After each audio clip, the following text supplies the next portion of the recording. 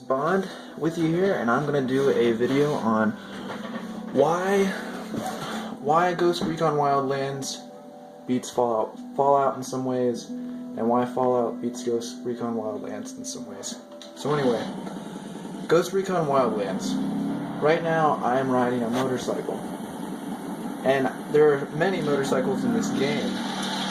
And I can drive cars. There are sports cars in this game that you can come onto, and luxury new cars that you can come onto in this game.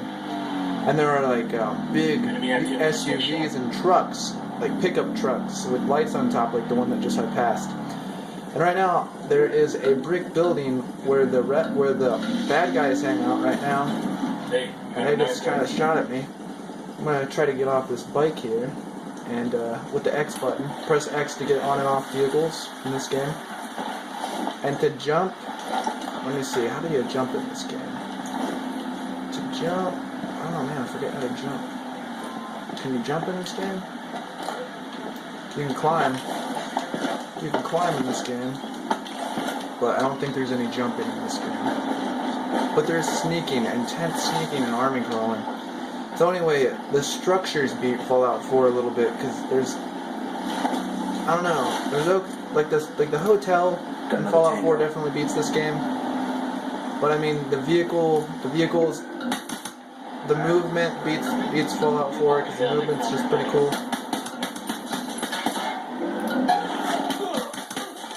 The movement's pretty cool in this game.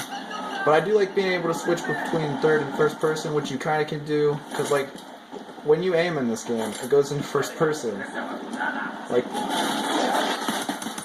but then when you're out of aiming, it goes into third person, which is pretty creative. Clear on this side. And the game moves so swiftly.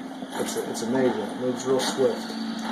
One thing you gotta watch for is helicopters and planes coming in that'll drop stuff on your head, and snipers and stuff like that. But anyway, it'd be cool if you could sleep in this game. Here's a bed. I'd like to be able to sleep in this game. If you could sleep with, like, have your buddies. I know soldiers don't sleep, and they teach you that in the army, that you shouldn't sleep.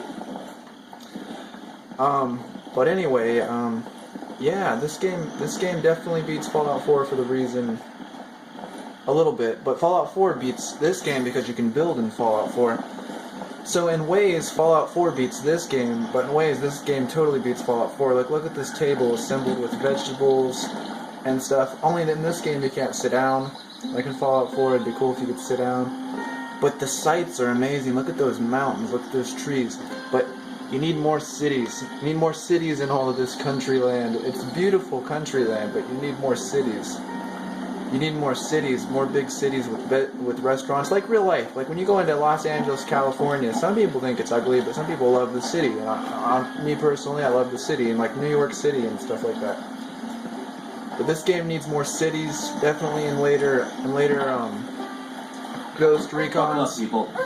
But what's cool is you get an army to come with you. But it'd be cool if you could get married, you know, like in Skyrim, like in Fallout, Let's roll. and then come out and have your foreign, you know, be able to buy stuff in the foreign country, be able to go to the foreign cities, while fighting the war against drugs, while fighting the war against drugs and violence on the people of this place that you are in. I forget where it's at, but this place in Ghost Recon, you know, you're fighting this war against drugs and violence, and trying to save its people, and trying to help its people and things like that against these gangs.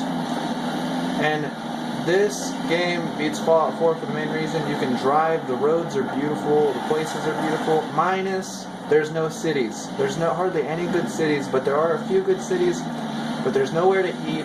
You can't make food. Food doesn't replenish your health in this game. I like games where food replenishes your health because it's creative. Also, stim packs are a way of medicine in Fallout 4, which I thought was a really good idea because you're medicating yourself, and that's pretty cool, and it makes it more realistic. But anyway, games are fun in your spare time to play. They're really fun to play. And being able to do all this is really fun, you know, period. You know, and being able to go to your loadout menu and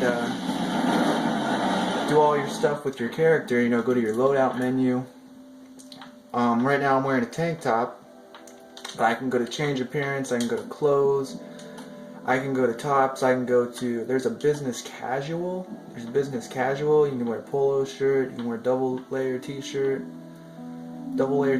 like a long sleeve, underneath your military vest. And yeah, soldiers wouldn't really wear this stuff in the field, but for the sake of creativity, this game has taken for the sake of creativity and really just made creativity awesome. But they have went all out for creativity in the backpacks and the guns. You can change your backpacks, your patches on your backpacks, the designs on your backpacks. And to me, this should all be free because you bought a game and you paid good money for that game, and you were looking for a good game to play. A good game when you are lonely to play. And like, there's people in this world that they have very lonely lives, and in their spare time, when they're lonely, sometimes you gotta have fun in life. And this is what they do. This is what they do when they're lonely and they got no one to talk to. They'll jump on their game, and then the game characters keep them company. The people running by, I mean, it makes you feel like you're, especially when you go into first person and you're talking to a woman on a game and you can dance with her and stuff. That's the real thing about a romance, is being able to be with your wife and dance with her and stuff like that. And I think that's really what everybody wants, but everybody in this day and age thinks you have to do other stuff to please each other. And really, that's what's fun about games, is you don't gotta mess with all that stuff. The girls in games just accept you for wanting to be romantic and wanting to be there with them. You don't gotta do all this extra stuff to have a woman in a video game. And, that's fun in your spare time to be able to experience that in a game.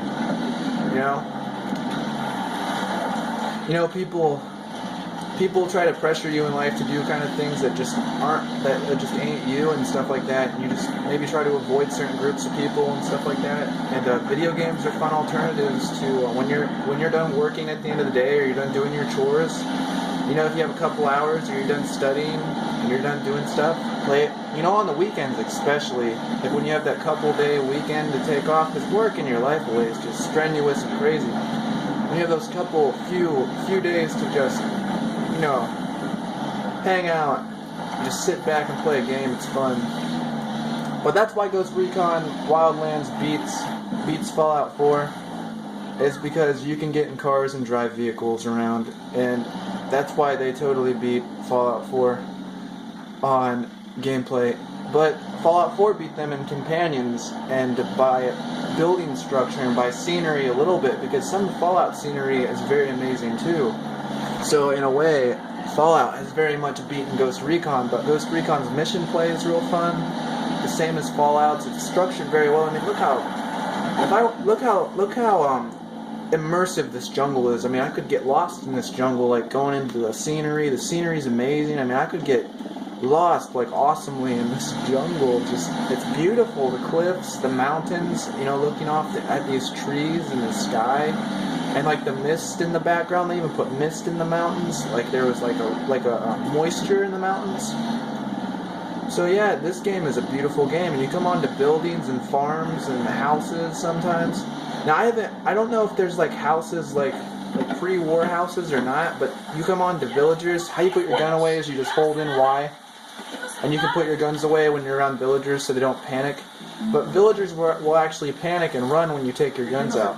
They'll actually be like, whoa, a guy with a gun. They'll be like, whoa, and then sometimes they'll just kind of ease out and kind of not freak out about it. But sometimes villagers will freak out when you have your gun out. So it's good sometimes if there's no enemies around and there's no snipers or anything around, just to put that baby up and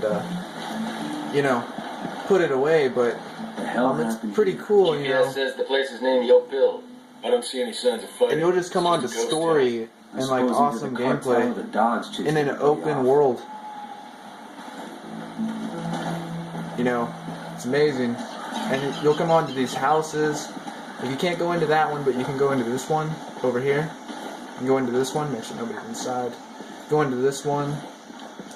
You can go into this big old baby over here.